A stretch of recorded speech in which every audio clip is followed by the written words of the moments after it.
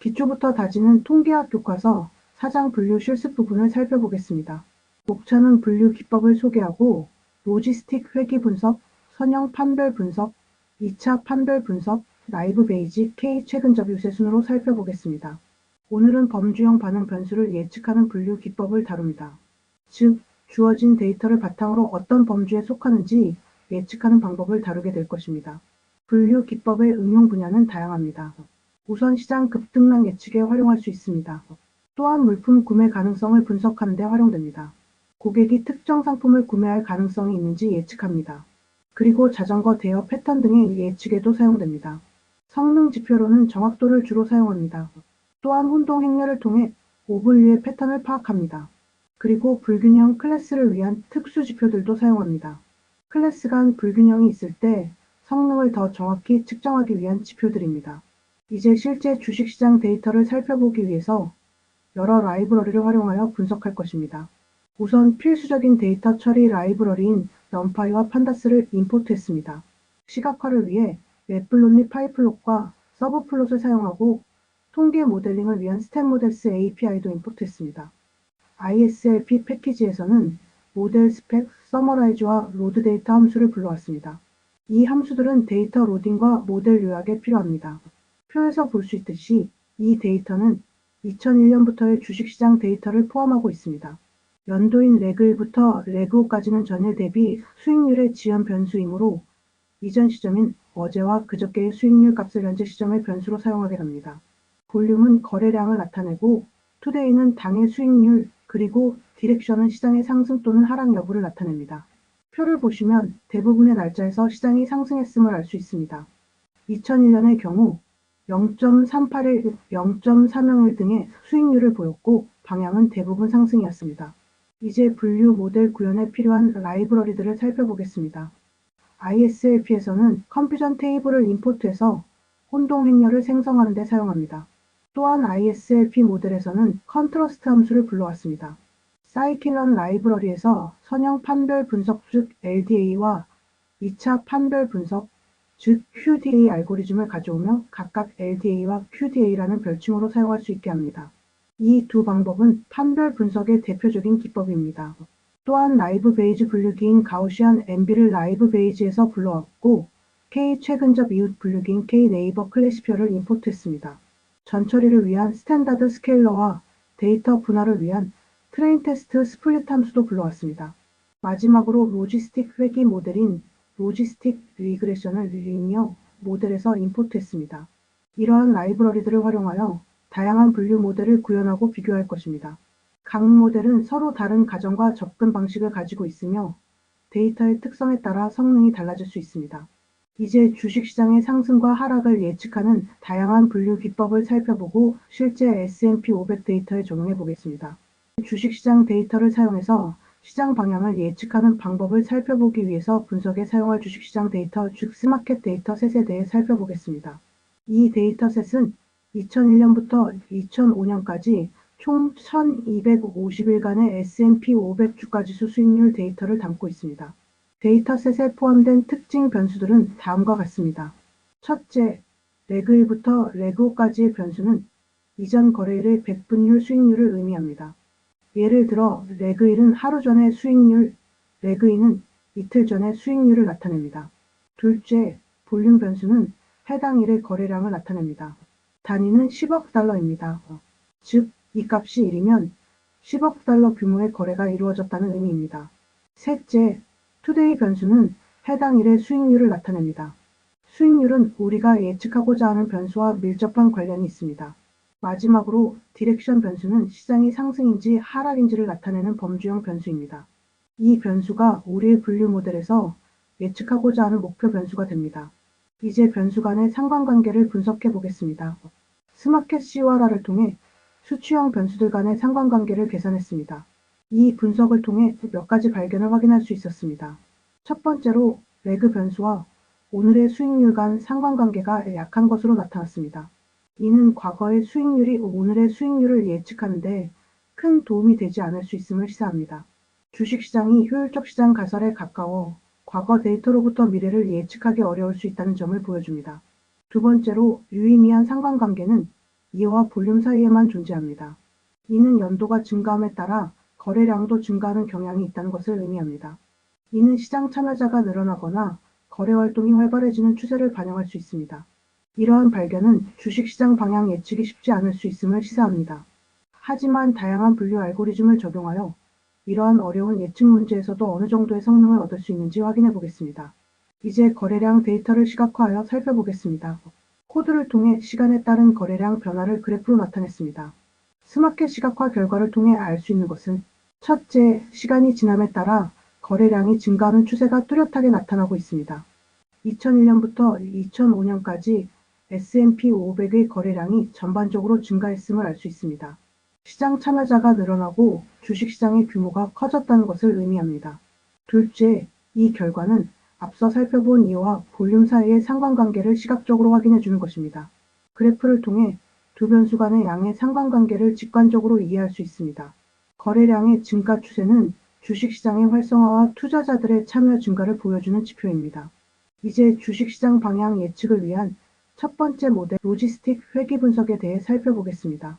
로지스틱 회귀 모델은 수식과 같이 표현됩니다. 이는 특정 입력값 x가 주어졌을 때 y가 1의 확률을 계산하는 모델입니다. 여기서 각 베타는 모델 파라미터입니다.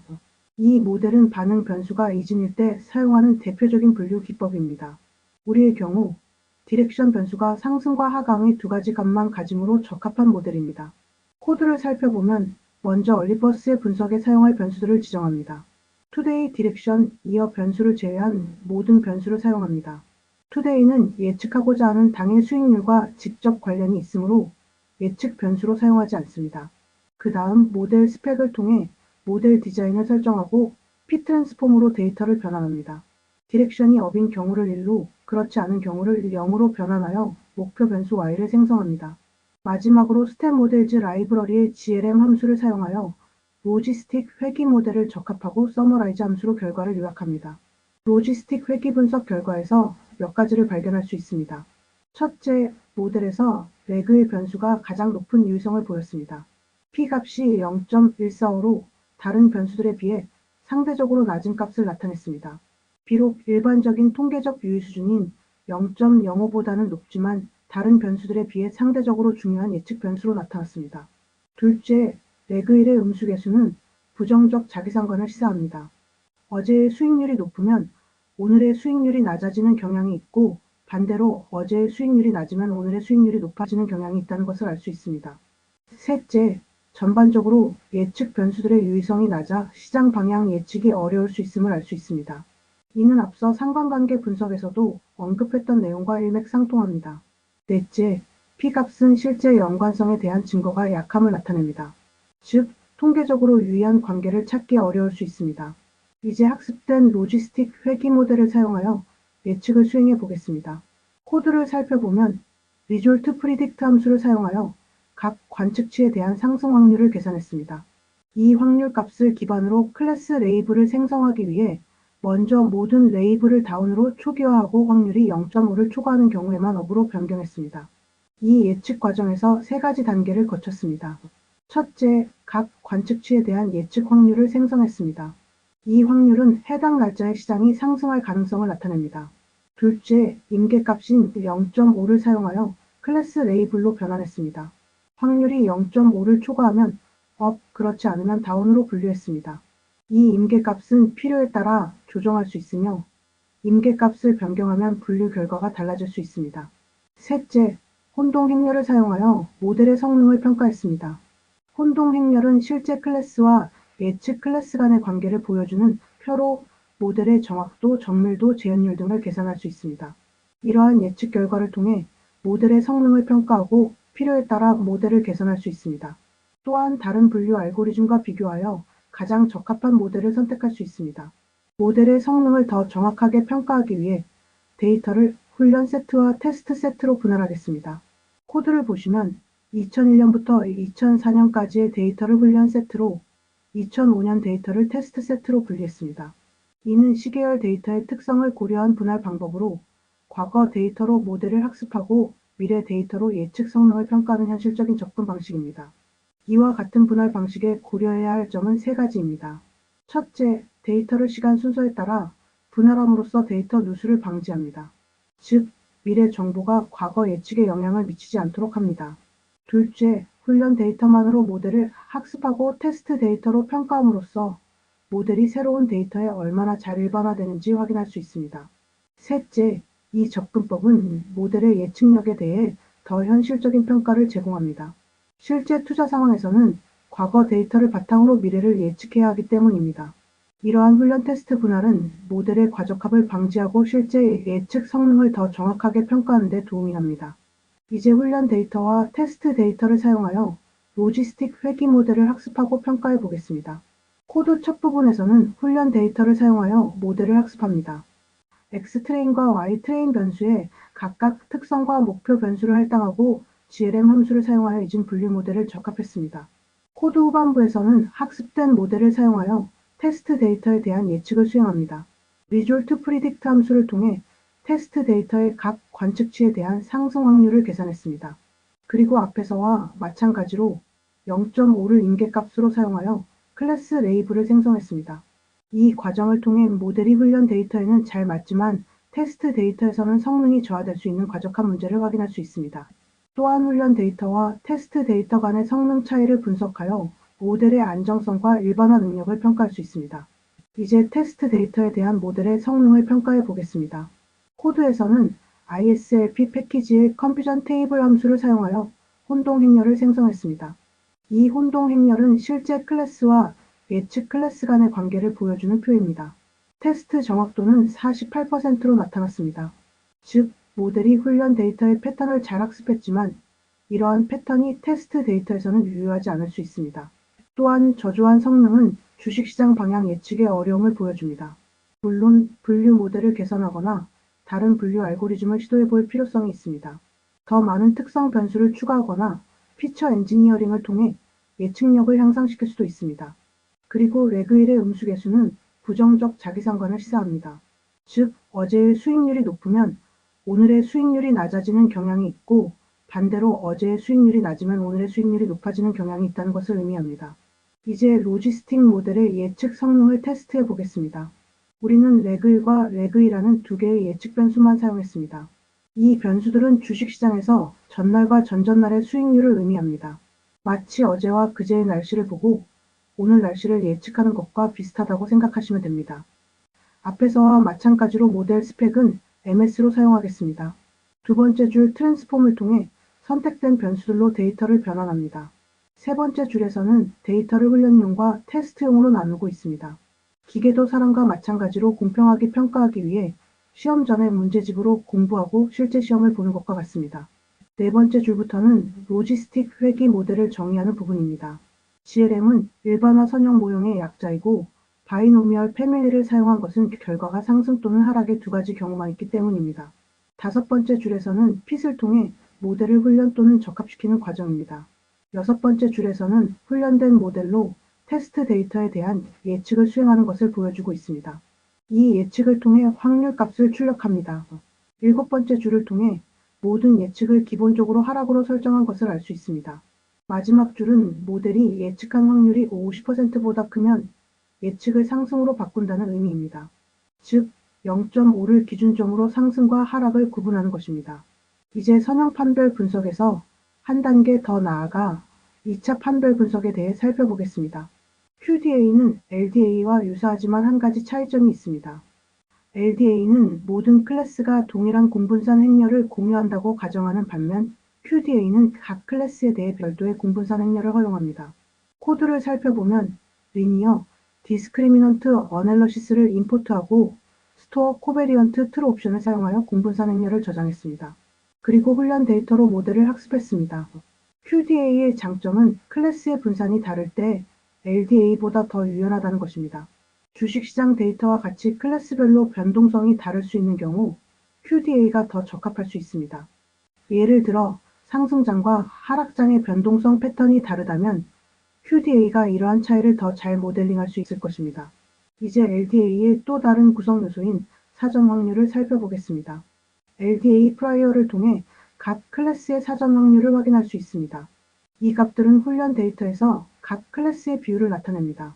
결과를 보면 하락 클래스의 사전 확률은 0.492, 상승 클래스의 사전 확률은 0.508입니다. 약간 상승 쪽으로 기울어 있네요. 동전이 약하게 한쪽으로 휘어 있는 정도라고 할 수 있겠습니다.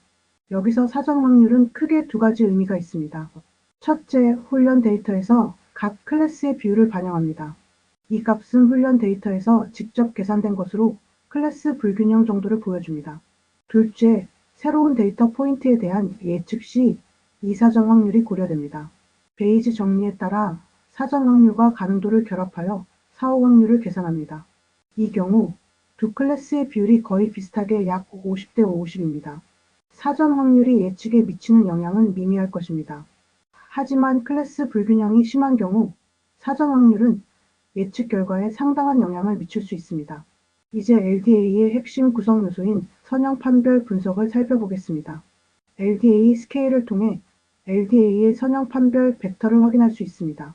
이때 벡터는 선형 판별 분석을 결정하는 저울의 균형추와 가치 입력 공간에서 클래스를 가장 잘 분리하는 방향을 나타냅니다. 결과를 보면 레그의 개수는 0.64, 레그의 개수는 0.51입니다. 두 변수 모두 음수 개수를 가지고 있어요. 이는 전날과 전전날의 수익률이 낮을수록 또는 더 부정적일수록 내일 시장이 상승할 가능성이 높다는 뜻입니다. 레그일의 개수 크기는 마이너스 0.64로 레그일의 개수 크기인 마이너스 0.51보다 크므로 가장 최근 날짜는 레그일의 수익률이 그 전날인 레그일보다 예측에 더 큰 영향을 미친다는 것을 알 수 있습니다. 이제 학습된 LDA 모델을 실전에 투입하여 테스트 데이터에 대한 예측을 수행해 보겠습니다. LDA 프리딕트를 통해 테스트 데이터에 대한 클래스 레이블을 예측하고 컴퓨전 테이블 함수를 사용하여 운동행렬을 생성했습니다. LDA 예측 결과는 로지스틱 회귀와 유사하게 56에서 58% 정도로 완벽한 예측과는 거리가 있습니다. LDA와 로지스틱 모델 모두 성능 차이는 거의 없습니다. 때로는 다른 접근법도 같은 목적지에 도달할 수 있다는 것을 보여주는 좋은 예시라고 할 수 있겠습니다. 이유는 두 가지 정도로 생각해 볼 수 있습니다. 첫째, LDA와 로지스틱 회귀는 선형 결정 경계를 사용하는 모델이라는 점에서 유사합니다. 두 모델 모두 입력 변수의 선형 조합을 기반으로 예측을 수행합니다. 지금의 결과는 단일 모델의 성능보다는 시장 예측 자체의 어려움을 보여줍니다. 주식시장은 많은 복잡한 요인들의 영향을 받기 때문에 과거 수익률만으로는 미래 방향을 정확히 예측하기 어렵습니다. LDA의 또 다른 장점은 사후 확률을 추정할 수 있다는 것입니다. 훈련 세트 각각의 점에서 각 부류의 확률을 추정할 수 있습니다. 부류 하나에 속할 사후 확률의 50%의 임계값을 적용하면 LDA PRED에 있는 예측을 재생성할 수 있는 것입니다. 코드는 이 과정을 보여줍니다. 확률이 50%보다 크면 업 아니면 다운으로 분류합니다. 즉 LDA는 단순히 이 데이터는 A 클래스 또는 B 클래스라고 분류하는 것뿐만 아니라 이 데이터가 A 클래스일 확률은 70%, B 클래스일 확률은 30%와 가치 확률적 정보도 제공할 수 있다는 것이 핵심입니다. 이런 확률 정보를 활용하면 특정 상황에 맞게 분류 기준을 조정할 수 있습니다. 이는 마치 일기예보에서 오늘 비올 확률 30%라고 말해주는 것과 같아서 의사결정에 도움이 될 수 있습니다. 그리고 비즈니스 상황에 따라 다른 임계값을 설정할 수 있어요. 위험을 회피하고 싶다면 더 높은 확률을 요구할 수 있고 기회를 놓치기 싫다면 낮은 확률에도 행동할 수 있습니다. 시장 하락 예측에 더 높은 신뢰도를 요구하는 보수적인 투자자는 임계값을 높여 폴스 파지티브 즉 실제로는 하락하지 않는데 하락할 것으로 예측하는 오류를 줄일 수 있습니다. 이러한 확률적 예측은 이진 분류 결과보다 더 풍부한 정보를 제공하며 특히 위험 관리가 중요한 금융 의사결정에서는 의미가 있습니다. 이제 선형 판별 분석에서 한 단계 더 나아가 2차 판별 분석에 대해 살펴보겠습니다. QDA는 LDA와 유사하지만 한 가지 차이점이 있습니다. LDA는 모든 클래스가 동일한 공분산 행렬을 공유한다고 가정하는 반면 QDA는 각 클래스에 대해 별도의 공분산 행렬을 허용합니다. LDA가 직선으로 데이터를 나눈다면 QDA는 곡선으로 데이터를 분류한다고 할 수 있겠습니다. 코드를 보시면 쿼드래틱 디스크리미넌트 어널러시스를 임포트하고 스토어 코베리언트를 트루 옵션을 사용하여 공분산 행렬을 저장했습니다. 그리고 훈련 데이터로 모델을 학습합니다. QDA의 장점은 앞에서 이야기한 것처럼 클래스의 분산이 다를 때 LDA보다 더 유연하게 작동한다는 것이었습니다. 주식시장 데이터와 같이 클래스별로 변동성이 다를 수 있는 경우 QDA가 더 적합할 수 있습니다. 예를 들어 상승장과 하락장의 변동성 패턴이 다르다면 QDA가 이러한 차이를 더 잘 모델링할 수 있을 것입니다. 이제 QDA가 매개 변수에서 차이를 포착하는 방법을 확인해 볼까요? QDA 민과 QDA 프라이어를 통해 각 클래스의 평균과 사전 확률을 확인할 수 있습니다. 평균값은 LDA의 경우와 동일한데 두 모델이 평균 추정에서는 동일한 방법을 사용하기 때문입니다. 하지만 QDA의 가장 큰 특징은 각 클래스별로 별도의 공분산 행렬을 추정한다는 점입니다. QDA 코베리언스형은 첫 번째 클래스의 공분산 행렬을 보여줍니다. 이렇게 클래스별로 별도의 공분산 행렬을 사용함으로써 QDA는 각 클래스의 데이터 분포를 더 정확하게 모델링할 수 있습니다. 이는 클래스 간 변동성 차이가 큰 경우에 특히 유용합니다. 예를 들어 주식시장에서 하락장은 상승장보다 더 큰 변동성을 보이는 경향이 있습니다. QDA는 이러한 클래스별 특성을 캡처하여 보다 정확한 결정 경계를 생성할 수 있습니다. 이제 QDA 모델의 예측 성능을 평가해 보겠습니다. 코드를 보면 QDA 프리딕트를 통해 테스트 데이터에 대한 예측을 수행하고 컴퓨전 테이블 함수와 npmin을 사용하여 정확도를 계산했습니다. QDA는 테스트 데이터에서 60% 정도의 정확도를 보여서 로지스틱 회귀와 LDA보다 우수한 성능을 나타냈습니다. 이 결과를 통해서 우리는 먼저 QDA처럼 클래스별로 다른 공분산 구조를 모델링하는 것이 유리하다는 점을 알 수 있습니다. 그리고 QDA의 더 유연한 결정 경계가 시장 패턴을 더 잘 포착할 수 있음을 보여줍니다. 즉, 상승장과 하락장의 특성이 선형 경계로는 충분히 구분되지 않은 것 같습니다. 또한 QDA 모델이 효과적이라는 것은 시장 데이터에 비선형적인 패턴이 존재할 가능성이 있음을 시사합니다. 결국 주식시장 예측에서 단순한 선형 모델보다 더 복잡한 모델이 유리할 수 있겠습니다. 하지만 여전히 정확도가 60%라는 점에서 주식시장 예측의 본질적인 어려움을 알 수 있습니다. 이제 또 다른 분류 알고리즘인 나이브 베이지에 대해 살펴보겠습니다. 나이브 베이지는 특징들이 조건부 독립이라고 가정하는 단순한 모델입니다. 마치 모든 특징들은 서로 얘기하지 않고 각자 일한다고 생각하는 거죠. 이 단순함이 단점처럼 보일 수 있지만 종종 놀라울 정도로 효과적입니다. 특히 고차원 데이터에서는 이런 단순함이 오히려 과적합을 방지하고 일반화 성능을 높일 수 있답니다. 코드를 보면 scikit-learn 라이브러리에서 가우시안 MB를 임포트하고 이를 초기화한 후 훈련 데이터로 학습했습니다. MB 클래스는 클래스 레이블을 보여주고 MB 클래스 프라이어는 각 클래스의 사전 확률을 나타냅니다. MB 세타는 각 클래스별 각 특징의 평균을 표시하며 MBVAR는 각 클래스별 각 특징의 분산을 보여줍니다. 가우시안 나이브 베이지는 각 특징을 정규 분포로 모델링합니다. 따라서 각 클래스와 특징의 조합에 대해 평균과 분산을 추정합니다. 마치 각 특징마다 종 모양 곡선을 그리는 느낌이 들죠? X트레인, L트레인 다운민을 사용해서 평균을 쉽게 알 수 있습니다. 블랙박스 모델과 달리 나이브 베이지는 각 특징이 예측에 어떻게 기여하는지 명확하게 이해할 수 있다는 장점이 있습니다. 이제 나이브 베이지 모델의 예측 성능을 평가해 보겠습니다. 코드에서 NB 프리딕트 X 테스트를 통해 테스트 데이터에 대한 예측을 수행하고 컴퓨전 테이블 함수와 npmin을 사용하여 정확도를 계산했습니다. 나이브 베이지는 테스트 데이터에서 59%의 정확도를 달성했습니다. QDA보다는 약간 낮지만 LDA보다는 우수한 성능입니다. 나이브 베이지가 상대적으로 단순한 모델임에도 불구하고 좋은 성능을 보인다는 점과 QDA와 나이브 베이지 모두 LDA보다 우수한 성능을 보이는 것은 클래스별로 다른 분산 구조를 모델링하는 것이 중요하다는 점을 알게 해줍니다. 나이브 베이지의 상대적으로 높은 성능은 특징 간 독립성 가정이 완전히 성립하지 않더라도 예측에 있어서는 여전히 유용할 수 있음을 보여줍니다. 이제 K 최근 접이웃 알고리즘에 대해 살펴보겠습니다. KNN 알고리즘은 데이터 분포에 대한 가정을 하지 않고 단순히 새로운 데이터 포인트와 가장 가까운 훈련 데이터의 레이블을 기반으로 예측합니다. 마치 모르는 동네에서 현지인에게 길을 물어보면서 가는 것과 같죠. 코드를 보면 K네이버 클래시파이어를 임포트하고 nNeighbor일 옵션을 사용하여 가장 가까운 이웃 하나만 고려하도록 설정했습니다. KNN의 주요 특징은 두 가지입니다. 첫째, 이 알고리즘은 데이터의 분포에 대한 어떠한 가정도 하지 않습니다. 따라서 데이터가 어떤 특정 분포를 따르지 않을 때 유용할 수 있습니다. 둘째, KNN은 지연 학습 방식을 사용합니다. 즉 훈련 단계에서는 단순히 데이터를 저장하고 예측 시점에 계산을 수행합니다. 주식시장 데이터와 같이 노이즈가 많고 패턴이 일관되지 않은 경우 KNN은 과적합 위험이 있습니다. 특히 K값이 작을 때 이 위험이 더 크기 때문에 주의가 필요합니다. K 최근 접이웃 알고리즘의 예측 성능을 평가해 보겠습니다. 코드를 보면 KNN이 프리딕트를 통해 테스트 데이터에 대한 예측을 수행하고 컴퓨전 테이블 함수와 np만을 사용해 정확도를 계산했습니다. K 이퀄 1, 즉 가장 가까운 한 개의 이유만 고려했을 때 테스트 데이터에서 50%의 정확도를 보입니다. 거의 무작위 추측과 비슷한 수준으로 다른 모델들보다 낮은 성능입니다. K를 3으로 증가시켰을 때 정확도는 53%로 약간 향상되었습니다만 여전히 QDA나 라이브 베이지보다는 낮은 성능입니다.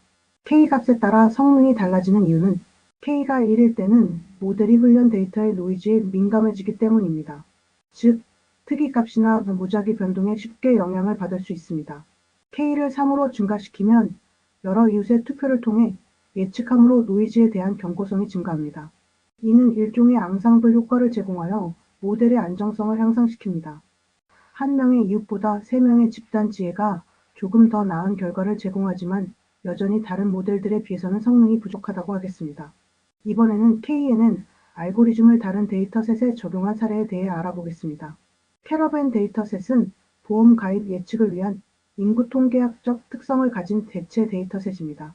이 데이터셋에서는 전체 사람들 중 약 6%만이 보험에 가입한 것으로 나타나는 불균형한 클래스 분포를 보입니다. KNN을 적용할 때 스마켓 데이터에서는 성능이 좋지 않았지만 보험 데이터셋과 같은 경우에는 인상적인 결과를 보일 수 있습니다. 그런데 총 5,822명의 사람 중 약 6%만이 보험에 가입했기 때문에 데이터 표준화가 필요해 보입니다. 이때 사용할 수 있는 것이 스탠다드 스케일러로 각 특징을 평균 0, 표준 편차 1로 변환해서 성능 향상을 꾀할 수 있을 것입니다. 지금까지 모델을 바꾸거나 적용하는 방법을 바꾸어서 성능을 향상하는 방안을 살펴보았습니다. 이제 전체 내용을 요약해 보겠습니다. 4장에서는 분류 기법을 통해 범주형 반응 변수를 예측하는 방법을 배웠습니다. 주요 응용 분야로는 주식시장 등락 예측, 보험 구매 가능성 예측이 있었습니다. 성능을 평가하는 지표로는 정확도, 혼동 행렬을 주로 사용했습니다. 주식시장 데이터 분석에 대해 살펴보면 2001에서 2005년까지 S&P 500 데이터를 활용했습니다.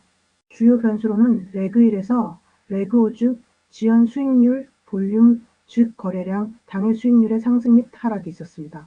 로지스틱 회귀 분석 결과 레그 1 변수가 가장 높은 유의성을 보였으나 P값이 0.145로 여전히 통계적으로 유의하지는 않았습니다.